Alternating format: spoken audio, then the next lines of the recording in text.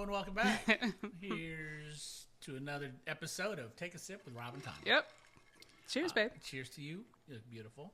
Thank you. And I'm very glad that you didn't hand in your podcast resignation today. I almost did. I know you did. There's a lot of days I want to hand in my podcast resignation. Well, I don't know who you can get to accept it. But, Okay. yeah. Anyway, no, we had some technical difficulties getting ready, which is never fun.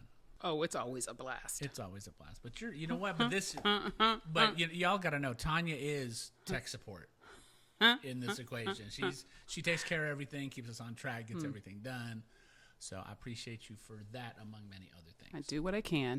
So we've been watching the show Later Daters on Netflix. And while it may be interesting to watch the show if you want to listen to this, it certainly is not necessary because really what we're talking about is just dating. Right. Dating at a particular age.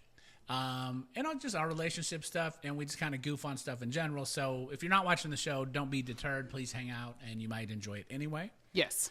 So with that in mind, we are kind of running through the last couple episodes, which was kind of the winding down of all of the people and all of the relationship opportunities. And so we'll kind of recap some of that, but we'll also just, discuss our takes on certain aspects of relationships as we go. Yep. Sounds good. I guess we can start with Greg. Yeah. Because we didn't really talk about him much.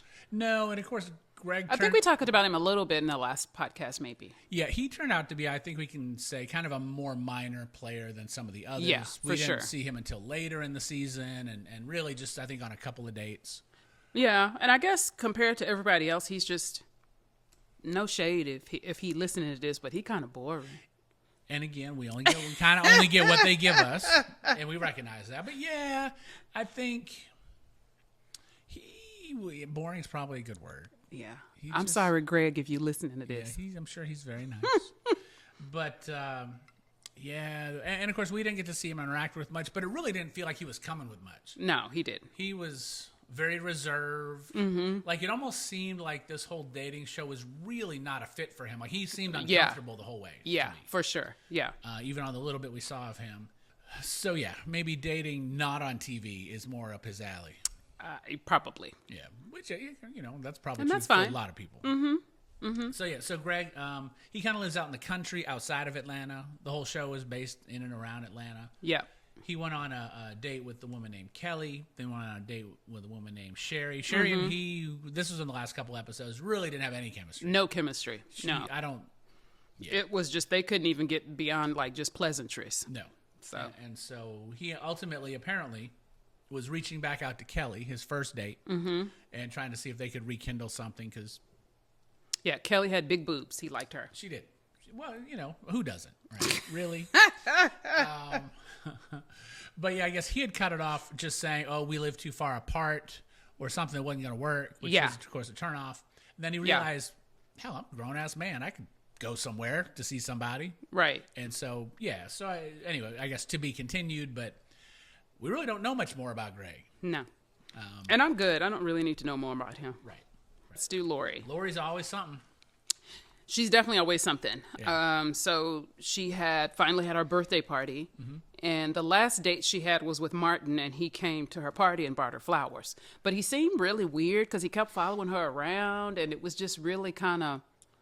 Well, this was after... Just a little weird. He is a little odd. Yeah, but this is after he invited himself to her birthday party. Say, the first thing he did that was weird was invite himself to a birthday party that he hadn't been invited to, and then he showed up and again, I'm sure he was trying to do all the right things, brought a gift and trying to, but yeah, it just seemed like he was trying too hard, and she was definitely, you could tell she was not interested in him, and she only invited him, I think, just to be nice, since he was like, oh, can I come? Because she was saying, oh, my birthday's coming up, I'm having a party. Right. I don't even know why she would say she's having a party if she doesn't have any intentions of inviting him. She opened the door. He stepped through. I mean, nobody wants you shoving it in their face that you having a party and they ain't invited.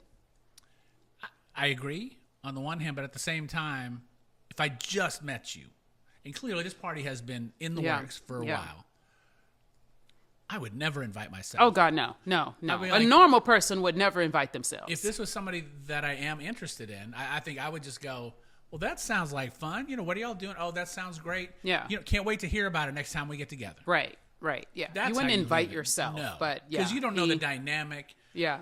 You don't know if her ex is going to be there. Yeah. Her Yeah. kids. Like, you don't meet the kids, Right. know, on date 2. Yeah. So, no, I think there's a lot of So reasons that was why a you little don't do that. weird. Yeah. And then they ended up showing her, she ended up FaceTiming Felton. That's the guy she really likes. Right. And he said, oh, I'm on my way to pick you up, take you out. And she made it sound like, and of course, this is all editing, right? Yeah. She makes it sound like she has no idea that he was going to come and pick her up. Right. He's like, yeah, I just happened to be in Atlanta. And I thought, why not? Yeah. So, which is weird, but I feel like that was already pre-set up and she's just acting like, really? Right. Yeah, because every time, he's been on camera a lot. Yeah. They have recorded and showed a bunch of their phone calls. Right. So the idea that it's all spontaneous is probably not true. Yeah. But, if you watch reality TV, you just got to, live with some of that suspension. Yeah, of reality. you do. So they basically go out and she just went all in. Like, when can you see yourself married again? I think the purpose to her of this date was to just take his temperature, leave this date with an understanding. Are we going to date? Yeah. Or are we just cool, kind of low key friends? Well, and I think it was clear that he says they're just going to be friends. Right. But also, as you just pointed out, though, I don't think her starting with, so do you ever see yourself getting married again? As a precursor to what are we doing? Yeah. Do you like me? No. Not serious. And yeah, that was not good. And he told her that, followed it up with, he felt like she was a little bit too much with expressing herself and her feelings sometimes. I think what I wrote down was that he told her, you always express your feelings and it's not always the right time to do that. Yeah. And, And I think he's definitely spot on with that. She's a lot. She is. So it was clear that he said pretty much they're just going to be friends. Yeah, he got to choose that. Actually, you know what the first thing I wrote down under Lori as we were kind of recapping this last episode? Mm-hmm. When she went to her birthday party, what shirt did she have on? You remember? When she went to her birthday party? Uh-huh. Oh, she had her glasses She did. on her shirt. Those big ass, enormous glasses that she wears and refuses to even talk about giving up. That really is her trademark. Yeah. And so, she had a T-shirt which just had the outline of the glasses, which are kind of like, the glasses are reminiscent. They're actually even thicker than, but they're reminiscent of, remember, DMC from Run DMC had those big old 80s glasses. But hers are like that, but actually just even way more obnoxious and way bigger. Yeah. And as we've heard from her several times, she has no intentions of giving up her glasses. Oh, no. So, you know what? And I always say, don't dim any part of you if your person will like you and everything about you. Mm-hmm. I mean, I'm trying to stick by that with Lori. Maybe somebody will like her with her big personality and them big ass glasses. I hope so. Will Lori find love, Tanya? Will Lori find love? Is that a thing that is in her near future? I would like Lori to be open to giving up them damn glasses because with her because first of all, I don't think she can pull back her personality. And I would never tell anybody to pull back their personality. Yeah. I mean, that's clearly her. It's been her forever. That's how she is. And I think she will find a guy. She could find a guy that will accept that. But I feel like those glasses just come in so hard that it doesn't really leave room to give anybody a chance. It really does. It's like a fence. I mean, and I hate saying that because I don't want to tell women, change your hair. You got to give up that. Yeah. I hate saying that, but with her, those glasses are just way too much. Well, but also I think though, to me, and tell me if you disagree, I think those glasses are indicative. What they really represent is a barrier. Yeah. Right. So, I mean, she considers it part of her personality. It's like a character she's hiding behind. Yeah. Yeah. And as we said before, they kind of make her look like that little woman with the big glasses from the Incredibles. Yeah. But it's not, what it represents to me is not a positive thing. It's a barrier, which if you're trying to get into a relationship is not the thing you want to be constantly having in between you and your person. Exactly. So, but I don't think it's clear she's not open to, giving up them damn glasses. So I just feel like, the other thing she said is she wants to be married in the next 2 years. Yeah, that's what I was just going to hit on. That that's really a bold thing to say. But she also, whatever has gone on with her, she definitely does not lack confidence. No, because she also said that, basically, what she said, I'm like pumpkin spice latte, like I'm only available for a short time. Yeah, exactly. She did say that. She anticipates she's gonna be snatched up by somebody. Well, and bless her heart, that's good. I hope she's snatched up by somebody. I love love, and I want everybody to have love, but I just think I think we need to start with them glasses, Lori, and that's all I'm gonna say about that.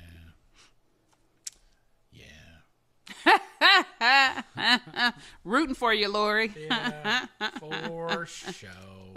Let's hit on Pam real quick. We didn't see Pam a lot in the last 2 episodes. So one thing that they opened up with is talking about people's love language, right? And so everybody goes around, physical touch, acts of service, gifts, blah, blah, blah. They get to Pam. What's your love language? She said, my love language is Italian. I about fell out my seat. That's one of the best lines of the whole thing. And she was so serious. It was just like, but if you've seen the show, that's classic Pam. Oh, yeah. Because she's not, I don't mean this ugly, but she's not maybe the sharpest knife in the drawer in general. But she comes with a lot of energy, comes with a lot of positivity. She definitely comes with a lot of energy. Yes. And she's 70. Yeah. So God bless her for that. Yeah. Yeah. But yeah, she totally did not understand the question, which is fine. She said, my love language is Italian. I'm like, oh my God. I guess if you got to pick a language. So she, clearly didn't find love on the show. And however, she says she plans on traveling and just kind of moving around and going places. So her last date was with Dwight. Yes. And he has a tour company. They give little tours around. Yeah, Atlanta. They give tours around Atlanta, like a little tour bus type of thing. And so he incorporated her into one of the tours, I guess, for senior citizens or whatever. It was ladies' night. Oh, ladies' night, but it's senior citizens with ladies, right? I don't know. No, it's just a ladies' night. I think the women we saw were kind of older. Yeah. Yeah. Well, I thought that's what they talked about at that dinner that they had, and she was like, "I would like senior citizens and just ladies." Oh, I don't remember the senior citizens part. You may be right. You may be right. Yeah. But I mean, I could be wrong, but obviously he incorporated a ladies' night from their date that they had talked about, and she seemed to really like that, and that definitely seems to be the right niche for her. Well, yeah, and what she had said was that she needed, because she was kind of, and Logan, the dating coach, kind of hit on this and kind of nailed it. Basically, she's living in the past. Everything was about a memory. Everything was about what I used to do. Yeah. And what Pam had found through this process, she said she realized she needs a new community. Yep. Yeah. And she needed a purpose. Yeah. And so she's now forward looking and working towards that, which of course at that point in your life, if you don't have somebody that you're, real old with. Yeah. You got to have I think we all need a purpose, even if we have somebody we're growing old with. Right. Yeah. And she seemed to at least find some hint of that, which is good. I think that's amazing. And it at least got her to looking towards what she's doing now in the future versus dwelling in the past. Yeah. So, so obviously that was good for her. Mm-hmm. She actually got something good out of the show, I think. Yeah, definitely. All right, let's deal with Mr. Nate. So Nate goes out with Michelle again. That was his pool date for his first date. He went out with Michelle, so he decided to go out with Michelle again. Right. And they seemed to click, but it started kind of going a little off the rails when they started talking about Nate and his OCD stuff, and he's just likes things neat. And Michelle was just kind of like, what if I throw clothes around or whatever? He was like, yeah, you're going to be doing that at your place. She was like, well, what if we're together and I throw around clothes? He says, then I'm going to pick them up. Yeah. Which I can kind of understand that a little bit. He was like, I don't want to have to come back home to mess and then I got to clean it up and I can't even relax. I get that because I honestly don't like to leave and go anywhere and the house is like a mess. Sure. I fucking hate that. Sure. So I get that, what he's saying. It's true. She does. She hates that. I fucking hate it. So I can kind of get where he's coming from with that, but also he left no room for error with her with that conversation. But I think, for instance, this may come as a shock to the people listening and watching. I'm not the neatest person in the world. No, you are not. Okay. You might be the messiest, but you're not the neatest. Not the messiest. Might be in the bottom 50%, but I curb my ways to, keep the peace and whatnot. Okay. No, where this is going, ma'am, Okay. is that he didn't use the word messy.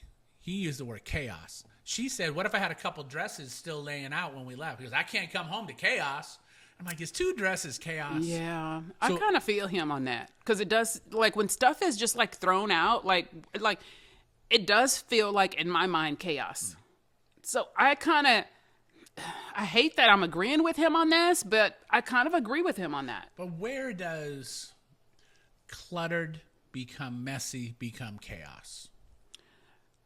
So where does respecting your partner's like boundaries and what they like, where does that come in? Sure. No, because I feel like that's not a big ask. Put your fucking dress up. Yeah. I don't feel like that's a big ask. If I don't like chaos and I don't like clothes and stuff everywhere, then pick your fucking clothes up. I don't see where that's like a big ask. But again, I do see where she's coming from in that, you can't just like let it go that one time or whatever. Right. I mean, maybe once or whatever, but not on a regular basis. And I think if you're into your partner, if you already know that they're like that, make an extra effort. Yeah. Well, and I guess, and maybe I was just imposing this on the scenario. Like, I'm thinking like, oh, they're kind of running late. She's been changing clothes a couple times. Now, oh, we got to go. Yeah. Like, do we need to be like, oh, but before...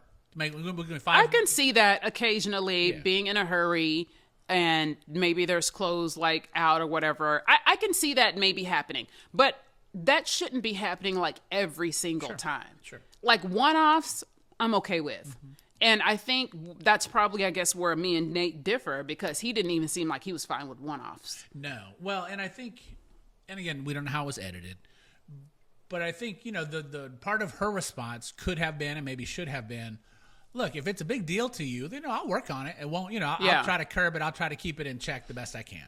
I can't promise 100% compliance, but I could probably do 80, 85. Yeah, I don't think she was there. I think she was just kind of like, I think she left there thinking, okay, you're weird. Which I can understand that. Sure. But I don't know. Again, it just goes back to what we were talking about with them being older and dating, how nobody's willing to, compromise or meet anybody in the middle. It's just like they're like it's all or nothing. Right, expecting perfection. Yeah.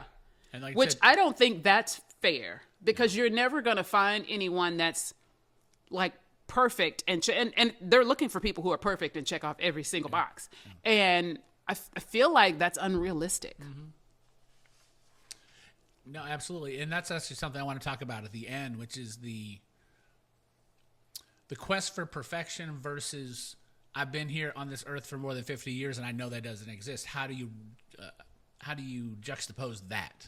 Yeah. Because those are both very real things. Like knowing what you want is great. Yeah. And certainly by this age, we should have an idea. Right. Looking for somebody who checks most, ideally all, but certainly most of the boxes.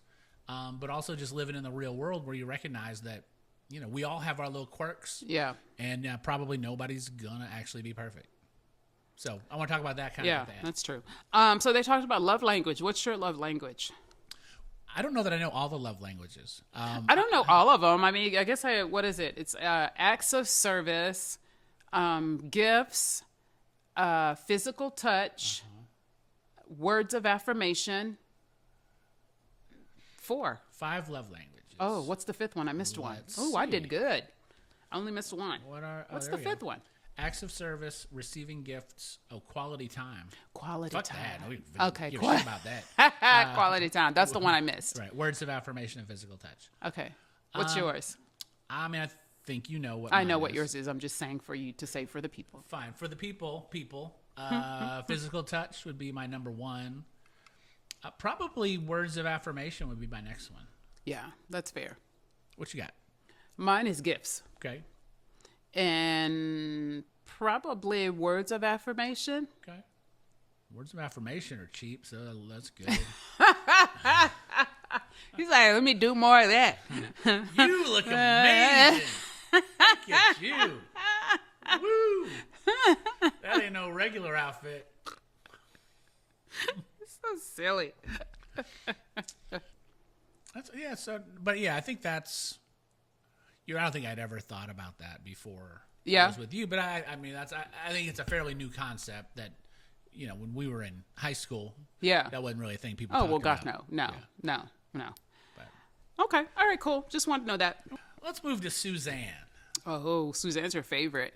I thought Pam was your favorite, but Suzanne's your favorite. She's some. So she had the second date with Jeff. Yes. On the boat. Yes.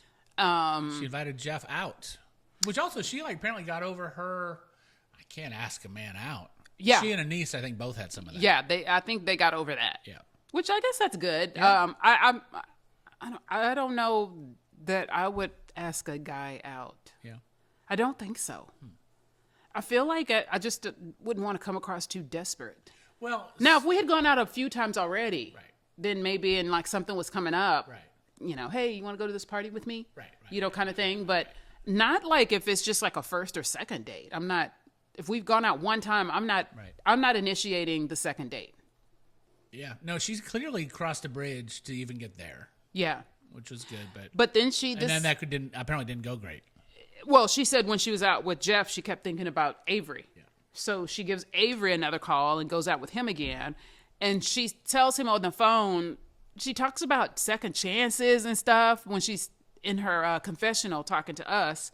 And I'm like, second chances? I think we're both like, what'd he do? He didn't do anything wrong. He ain't do nothing. Why is she acting like... Well, her whole thing was, we're just moving too fast. Yeah. Pump the brakes. She was like, can we take things slower this time? I'm like, slower?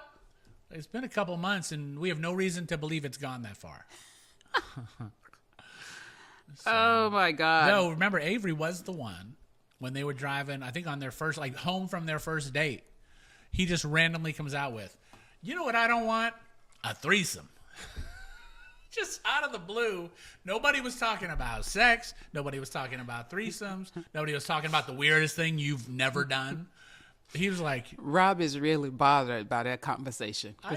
We've talked about this more than once. I thought it was hilarious. Because I'm like...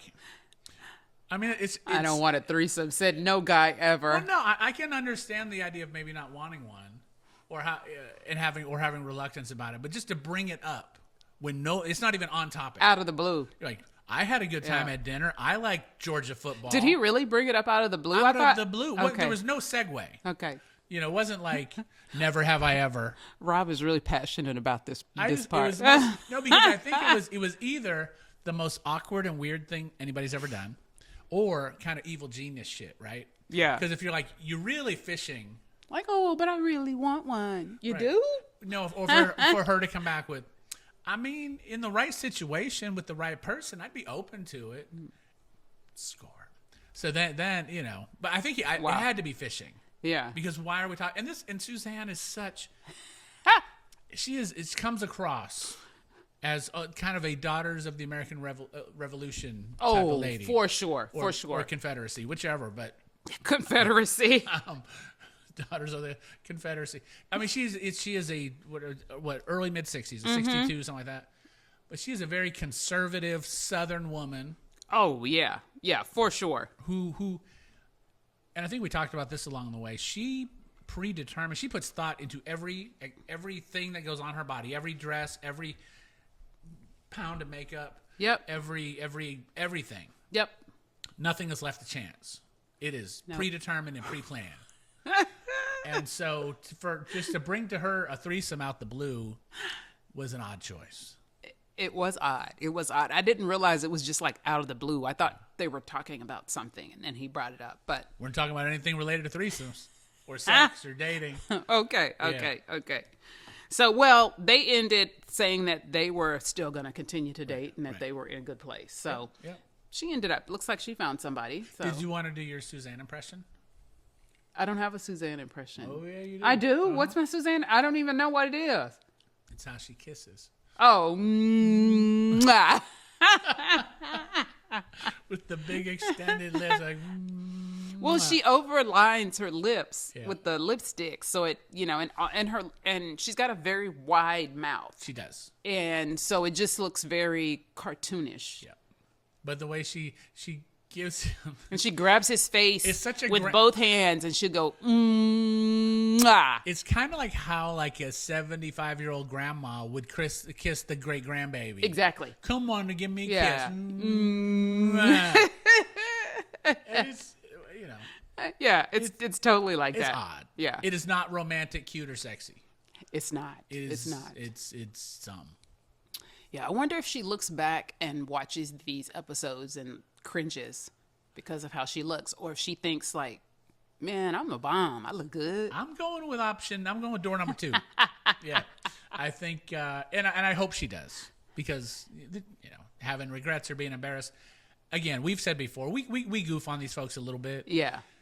but it's not malicious. And God Oh, bless them gosh, for of course not. being willing to put themselves out there. Yeah, I mean, yeah. there's a lot of bravery in that. Yeah, 'cause and if we're ever on TV, I'm sure people are going to goof on us. of course. They'll goof on me. All in fun, all in They good will fun. goof on me, but that's okay. So I think the last one we have is Anise. That's all we got. Miss Anise. Anise and Big Willie. Big Willie. They were making out like little teenagers. And she's so giggly. And man, if he was like, I'm moving to Zimbabwe tomorrow, you want to go? She'd be like, yes. And she'd pack her stuff in a minute. She'd be calling home, have her daughter open her bags. Like at the time they showed it, they said they only had 3 dates, and she was locked and loaded. Yeah. She was like, She was ready. I have met my, I believe I wrote down, she said, I met my person. Yeah, Big Willie. Well, and they were getting ready for this date, for their second date or whatever. And she was saying, I don't really know what we're doing, so I'm trying to find some kind of middle ground clothes to wear because I'm not really sure.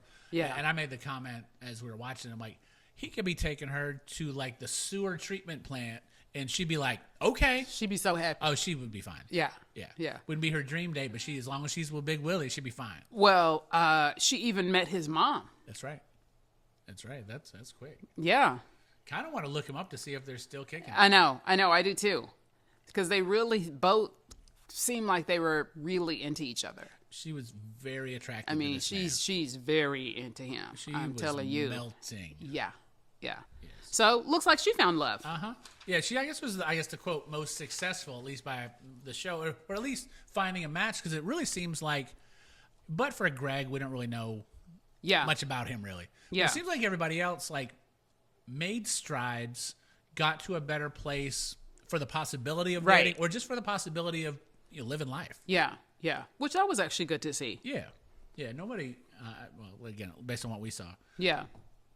nobody had any sort of real negativity. There were obviously dates that didn't work. Yeah. No, I'm sure Logan's phone is blowing up with people trying to hire her after seeing this show. Yeah. But so it was good though. Yeah. So let's run through kind of some parting thoughts or parting ideas. Okay. What advice would you give somebody? So we're both 56 right now. Yeah. So let's say somebody somewhere between 50 and 60. And they are back in the dating world for whatever reason. Maybe it's a recent divorce. Maybe it's I haven't been with somebody for a long time, but I'm finally feeling like I want to get out there. Whatever the circumstance. Yeah. And let's assume you're talking to a woman. And then I'll do mine talking to a man. I don't know if that makes any difference, but I'm trying to just like anticipate the audience. So what advice, your friend comes to you and says, hey, I've been out there in a long time. What advice would you give me for getting back into the dating world at this point in my life? Don't do it. Just stay single. I'm just kidding. I don't know. I think one thing I would say is to be open, and a lot of things that we think we want when we're in our 20s, 30s, and even 40s, once you get to like 50s and 60s, those things change. And in our head, they might be the same. So I would say, like, don't get stuck on what you think is your perfect person. And just be open, but also don't compromise on your super core values. Things that are super important to you, and don't compromise on them because at this point you're not going to change anybody. You know what I mean? But also just be open, and don't just like think like what we saw. Who's it? Oh, Anise was saying like it was a big deal for her to go out with a white guy. Right. And that might have been a thing like years ago, maybe when she was in her 20s and 30s, but that's really not a thing now. But for her, it is. But for her, it's a thing. Yeah. Which is like, I thought was kind of weird, and maybe that's just because I've just always been open and dated everybody, but I just don't think like you can just be so stuck. Like, I'm only going to date a black guy. I'm only going to date this. Like, I just think those things are just too broad to say. Like, you have to be open. Yeah. Now attraction has a lot to do with it. Mm-hmm. So, I mean, if you're just, like, for instance, redheads, you're just not attracted to redheads. That's cool. Right. But I don't think you can just blatantly say, well, no, I'm not going to go out with a white guy or I'm not going to go out with a black guy. Like, I just think you're totally limiting your possibilities at that point. Yeah. And I agree. Obviously, some people, that the race thing would be too weird for them. Yeah. You know, I mean, depending on where you come from mentally. Yeah, I guess so. But I mean, I think how I take your point is even a little more broad. Like, whatever your hangups are, maybe you always want to date a dude over 6 feet. Well, maybe 5'9", 5'10" can work. Right. That's what I mean. Yeah, so I think it's a broader concept. Yeah, so just little stuff like that, I think when you're of a certain age, you get in your mind and you're like, nope. If he's not this, this, and this, nope. Yeah. And I just think you kind of need to be a little more open. Because I'm telling you, the pool of good men out there is just, it's really, as my grandfather would say, it's shout. Is the pool of good men out there better or worse than when we met? Oh, I would imagine it's worse. You think? I would think so. I don't know. I haven't been dating lately. But I would think it would be worse because it definitely wasn't no damn good when I was dating. Yeah, so that's what I mean. So I think like some things they have to like back off of because I just think the pool is just so little out there for meeting a decent person. But this is coming from me who thinks everybody's awful. She does. She is absolutely convinced that people are awful. And if you are It's been much healthier for me to live in that space, by the way. No, I get it. I get it now. I didn't used to get it, but I get it now. Because, yeah, if you have no to low expectations, then all people can do is pleasantly surprise you. Mm-hmm. It's true. Exactly. For you, what is now your friend says, well, what is like the one quality that you think I should like try to find? I mean, obviously I got all my stuff. I got whether it's height, income, intelligence, humor. Yeah. What's the one thing that you would suggest to your friend that she try to find the most? Outside of like them being funny and laughing and having a good personality? It can be that stuff. Yeah. But I think obviously we have preconceptions on that. I mean, for me, they have to be a fun person. Mm-hmm. I can't be with a negative person. Yeah. Myself, I'm already negative enough. Like, I just feel like, and I say that in the sense of, I usually go into a situation with the glass almost empty, and I need somebody that's going to come in and meet me with a glass almost full. Mm-hmm. So I don't think, for me, I couldn't date a negative person. And I think a lot of times when you're talking to somebody, you can tell if they're automatically a negative person. Mm-hmm. So for me, the personality is the main thing. Like, you have to be fun. You have to be willing to laugh because this world is just so fucked up already. I need somebody that's going to be fun and make me laugh. Yeah. And if you can't do that, I'm not willing to back off of that. I don't think you're a negative person. Oh, thank you. No, that's true. I think, well, and again, maybe it's semantics, but I think what you're calling negativity, I would say in certain circumstances, you get frustrated quickly. Yes. Right. Yeah, I think that's fair. I think that feels more accurate to me. Yeah. Because you don't live in a negative space, but when certain things trip you, and actually getting ready for the podcast when we couldn't get the program to work, and you kind of went from 0 to 9. Yeah. Pretty quick. Yeah. Because you're frustrated. Yeah. And of course, I'm sitting here like, I don't know how the fuck these things work. So, yeah. If I could have taken it off your hands, I would have. Yeah. Yeah. I can get frustrated easily, more so, and I guess I'm just interpreting it as negative. But I know myself. I can get frustrated easy, so I don't need somebody else who also can get frustrated easily. Right. You need the counterbalance to that. Yeah. Yeah. So, and I think a lot of here I am, baby. I think a lot of that you can tell with certain things when you're out on a date. For instance, if you are going, I remember I went out with this guy and we went to a restaurant and the wait was going to be like really long. And he was already getting irritated because he was like, I called, I already made the reservation, blah, blah, blah, blah. And I already knew he was going to be nixed because I was like, okay, if you freaking out over this, like, I know you ain't going to be no help to me when I'm freaking out over something. Right, we can't both live in this space. And we both can't live here. Right. So I still had dinner with him, but in my mind, I'm like, and there were just other little things throughout the dinner that I could tell, like, that he was, you know, probably like an anxious person or just easily got frazzled over something. Yeah. So I would say for anybody who's like starting out to date, if that's one of the things that you know, like, you just don't want, like, don't ignore the small red flags. Because I think as women, like, we will let stuff slide because the men pool is short. So we're kind of like, oh, okay, all right, it's fine, it's fine, it's fine. But in reality, it's not going to be fine. Right. So I don't think you can just dismiss obvious red flags that you know aren't going to work for you. Right. What would you say to guys? Ask them if they're into a threesome. That's right. On your first date, just randomly throw out how much you're not into a threesome and just see how she reacts. Stupid. No.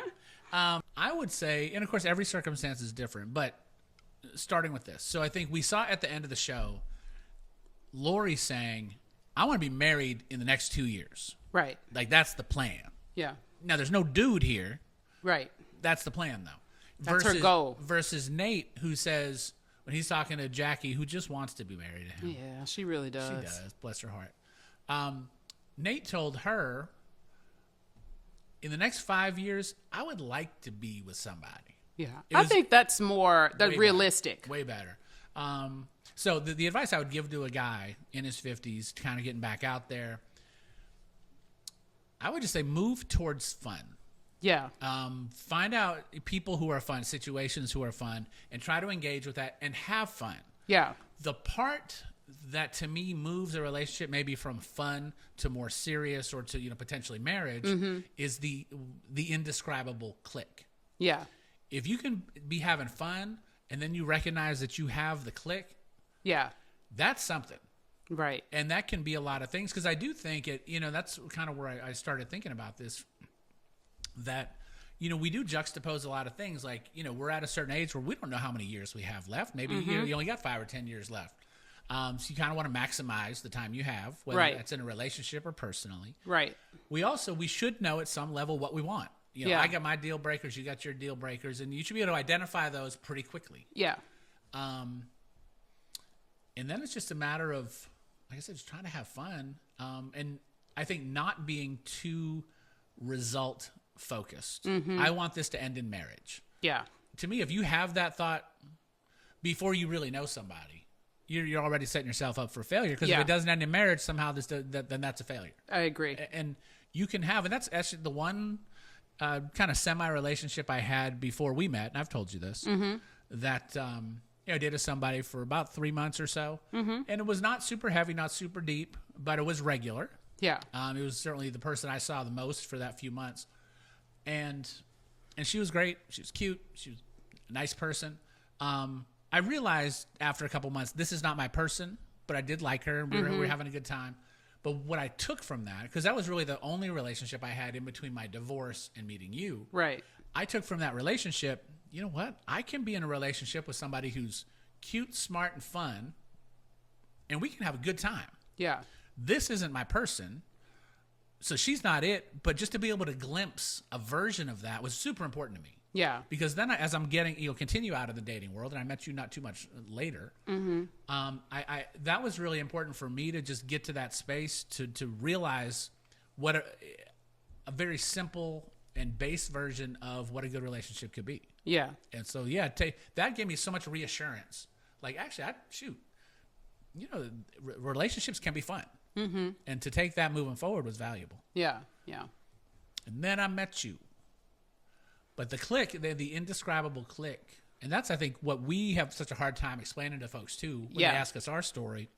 We met on a Friday afternoon for coffee, and that was cool. And then Sunday night, it's like the click was there immediately. We didn't have to work at it. Yeah. And you can't plan or prepare for that.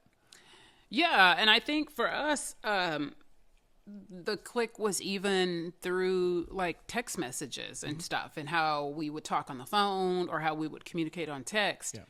Even before like we saw each other, I think it was obvious that it was like, okay, seems like this is going too well. Like, let's see where we are in 6 months. That was her mantra for years, like 2 years. This is really great. Really enjoy being with you. Yep. Let's see where we are in 6 months. That was my thing. It was. I'm like, all right, I'm here tonight. So yeah. But yeah, I mean, when you click with somebody, like it's weird, and like you said, it's difficult to explain that to people. Yeah, no, but you know it when you're in it. Yeah, and so that's the thing I think, and that's why my advice would be move towards fun. Yeah, move towards fun and good people. Yeah, and if at some point you happen to be in a situation where you're with a person and you recognize you got the click, well, that's something to really pause for a minute and say, all right, absolutely, where is this going? Absolutely. This actually could be something good. Yeah. I agree. Yeah, but I think at the age like 50 and up, like you just need to focus on trying to find somebody to have fun with. Yep. I agree with that. Like and not take life too seriously. And I think, which is incumbent in that, but I think to actually say the words, find somebody you like. Exactly. Like attraction's great, love is awesome, but most of the time you're going to live in a space of, do I want to hang out with this person? If I like this person, exactly, I probably want to hang out with them, and maybe the rest will flow from there. Yeah, I mean, because you and I have talked about, I think we talked about this with season 1 of the podcast. Like, to me, like is very underrated in relationships and marriages, because I feel like will get you through a lot of stuff that love won't get you through. Yep. Yeah. And certainly that attraction won't get you through. Yeah, exactly. Yeah. So I think that's important too, is find somebody that you like. You can only cute your way out of so many things. Really? No, I'm saying there's probably a limit, is all I'm saying. I'm not sure where the limit is, but it's probably out there. So we haven't gotten there yet. Haven't gotten there yet? No, but someday, baby cakes, you just wait. You're going to run out of cute. I'm going to run out of cute? Oh, no. At least for cute, giving you a pass for everything. Oh, okay. Well, all right. Well, we'll see. Someday, maybe. We'll see. That's right. But you know what? I did enjoy this show. Thank you, Michelle Obama. Right. And hopefully we'll get... Thanks, Obama. We'll get maybe we'll get a season 2 for Later Daters. Yeah, it was fun. But maybe they'll shoot it in Texas. Maybe. Get some You want to be on it? I do not. I'm good. I'm taken. Later Cheaters. Later Cheaters. There you go. Woo! That's a show. Here you Later. Go, Netflix. We have a great idea for great a new idea. show. Later Cheaters. Yay! Tanya wants to be on episode 1. Oh, I totally watched that. That was funny. Well, thank you all for hanging out. I think we're done. Yeah, thanks for hanging out with us to discuss this. And this was fun. Come on back. We're going to have some more stuff to talk about. We will. All right. Cheers. Yeah. Man. Take a sip. Take a sip.